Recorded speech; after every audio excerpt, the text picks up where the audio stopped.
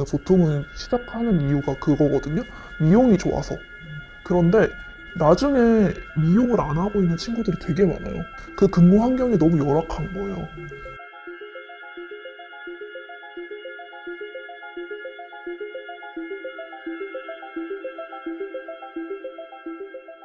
제가 스텝장을 맡고 있었을 때는 그때 늘 한 새벽 5시, 6시에 출근을 했어요.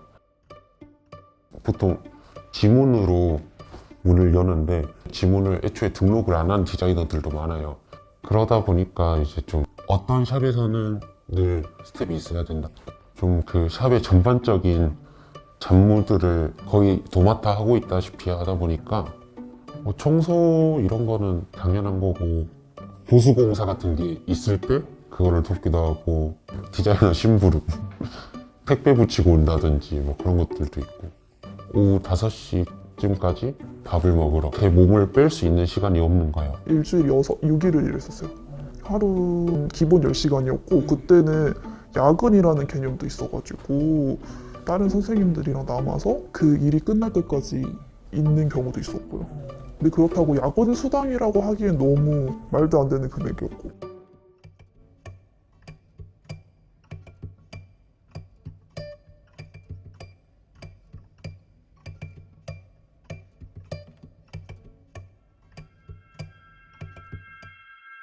요즘은 웬만해서는 계약서를 거의 쓰려고 하긴 하는데 그래도 아직도 안 쓰는 미용실도 많이 있을 거예요. 계약서를 작성할 때는 계약서 상으로는 어느 정도 최저 그 임금을 맞춰줘야 되거든요. 그러다 보니까 계약서 상으로는 한 뭐 월급이 뭐 180 뭐 이런 식으로 적혀 있더라도 거기서 이제 교육비를 빼고 뭐 식대를 뗀다든지 그런 식으로 해가지고 원장님이 주고 싶은 금액을 맞추죠. 실수령에서 남는 돈은 90만 원 정도 나왔던 것 같아요. 물가가 올랐으니까 받는 거는 조금 더 오르긴 했는데 아직까지는 눈에 띄게 좋아졌다고 보겠습니다.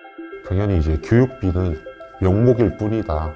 제가 또 성장해서 디자이너가 돼서 그 많은 거를 하려면은 당연히 샵에서는 밑에 있는 직원들을 교육을 시켜야 되는 게 샵 측에서도 당연하거든요. 그걸 지불하지 않고 그러면은 아예 그런 테스트를 볼 수 있는 자격조차 주어지지 않으니 당연하게 생각했던 것 같아요. 위에 선배들도 그랬었고 그냥 너가 이만큼의 시간과 돈을 투자해야지 기술을 얻을 수 있으니 이런 거는 당연하다.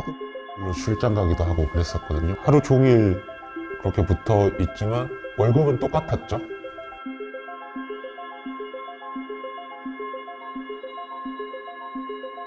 평균적으로 한 5단계 정도 해서 헬퍼, 어시스트, 주니어, 인턴 스타일리스트 그리고 이제 그 다음에 디자이너로 승급해요.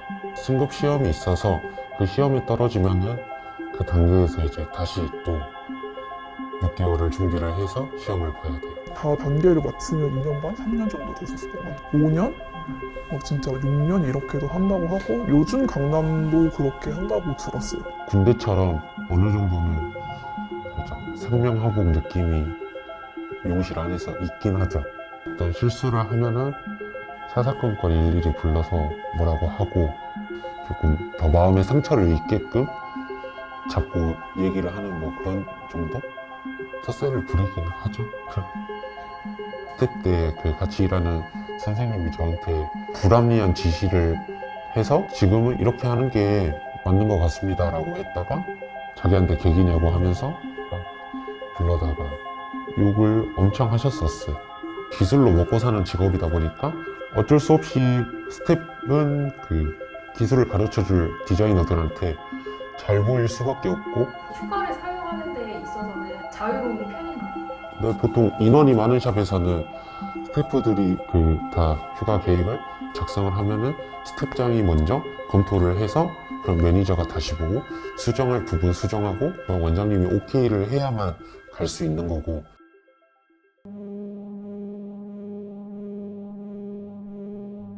보통 처음에는 근로계약서로 시작을 해서 나중엔 프리랜서 계약서로 바뀌는 경우가 가장 많죠. 엄청 적게 받는 데는 20%대도 있고 많이 받는 데는 40% 50%인 데도 있고 그거는 정말 좀 천차만별이에요.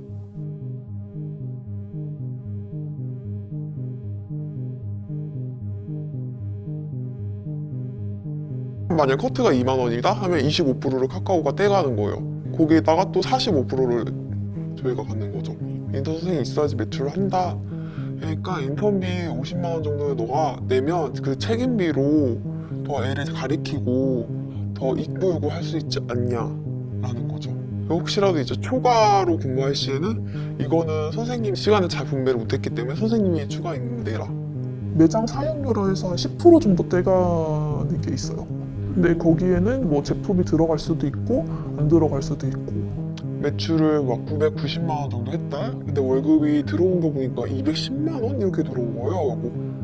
1시부터 10시 이상을 일하는데 좀 힘든 것 같다 했더니 뭐 선생님은 집도 부모님을 같이 살고 그리고 차도 자가용도 있고 한데 솔직히 돈 나갈 게 뭐가 있으시냐 이 정도 살 수 있다 이런 식으로 얘기를 하시는 거예요.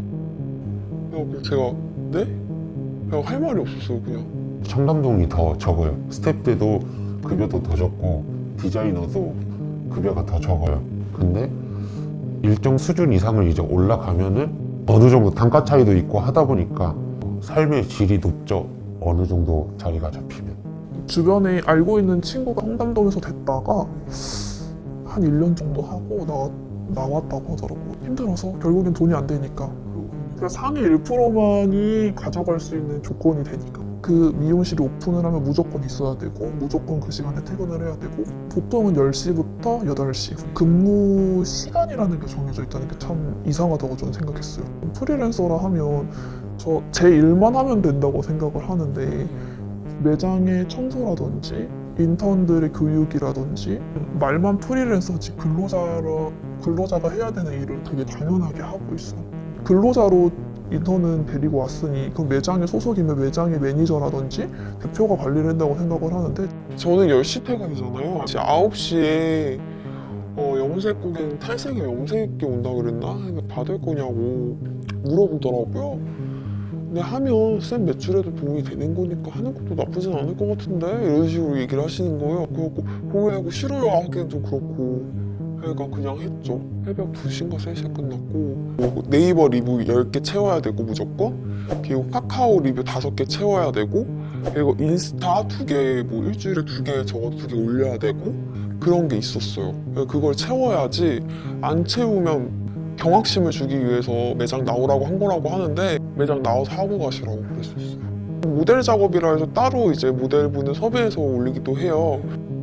저희가 시술을 했는데 매장 그거 저작권도 매장한테 있고 나갈 때는 다 지워야 돼요. 계정 다 삭제하고 나가라고 했어요. 또 말이 안 되는 게 저희가 디자이너들이 SNS 그 마케팅을 하나를 하려고 월 15만 원씩 내고서 마케팅비를 따로 쓰고 있어요. 외부에 계시면서 CCTV 보고 그렇게 뭐 앉아만 있지 말고 뭐라도 좀 해라 한마디씩 하는 경우도 많이 있죠. 뭐 떠들지 마라, 모여있지 말라 그런 게 되게 많았었어요. 특히 디자이너는 옷 같은 거로 저는 되게 많이 뭐라 그래갖고 옷이라든지 머리, 화장 이런 걸 엄청 또 인턴 선생님이 이제 근로자잖아요. 뭐 이거 지금부터 일 안 한 거라고 하겠다고 빨리 머리 하고 오는 시간부터 일한 걸로 하겠다고. 매출이 적으면은 되게 좀 능력이 없다 좀 이런 식으로 눈치를 좀 매출이 있으면은 스태프를 붙여주는데 매출이 없으면은 그냥 스태프를 안 붙여주고 혼자서 해라 좀 이런 식도 있고. 휴가나 공휴일 휴무 같은 것은 어떻게 지급이 되나요? 공휴일은 꿈도 못 꾸고요. 저희가 이제 항상 하는 말이 공휴일은 저에게 평일입니다.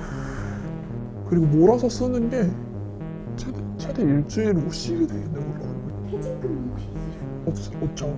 프리랜서잖아요. 처음에는 분명히 입사했을 때 거기가 이제 딱 오픈샵이었고 디자이너를 뽑는다고 계속 공지가 올라오길래 뭐 퇴직금 있다 그러고 하니까 들어갔죠. 1년 딱 끝나고 퇴직하니까 퇴직금 없다고. 어쩔 수 없이 한 거다 보니까 저 출퇴근 시간이 있긴 하나? 하지만 프리랜서 계약 조건을 썼기 때문에 그리고 급여도 프리랜서 지급을 했기 때문에 이거는 프리랜서로 일한 거다 이렇게 나왔고 엄청 많이 들어오는데 프리랜서는 또 프리랜서다 보니까 솔직히 노무사를 이렇게 해서 끼면 승산이 있을지 모르겠지만 그게 힘들다고 얘기하더라고요. 20살 때 미용실에서 일할 때는 여기가 이제 손도 다 갈라지고 붉은 반점 같은 것들이 막 이렇게 여기까지 올라오고 그랬었어요. 병원은 거의 대부분의 사람들이 달고 선다고 생각을 하시면 돼요. 직업병이 특히 하지정맥류, 피부 그렇게 발진 같은 거 그런 거는 좀 기본이고. 위장장애 굉장히 많으시다고. 웬만한 사람들 거의 다 있을 거예요.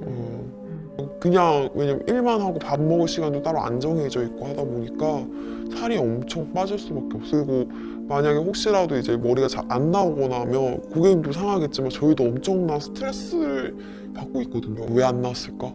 왜 어떡하지? 다음에 오신다면 어떡하지? 그리고 또 뭐 네이버라든지 카카오 헤어샵 같은 데 악플을 달면 그것 같은 경우도 저희한테 다 오니까 엄청 심리적 그게 되게 심하죠. 4대 보험은 가입을 하는 편인가요? 한 번도 가입해본 적이 없어요.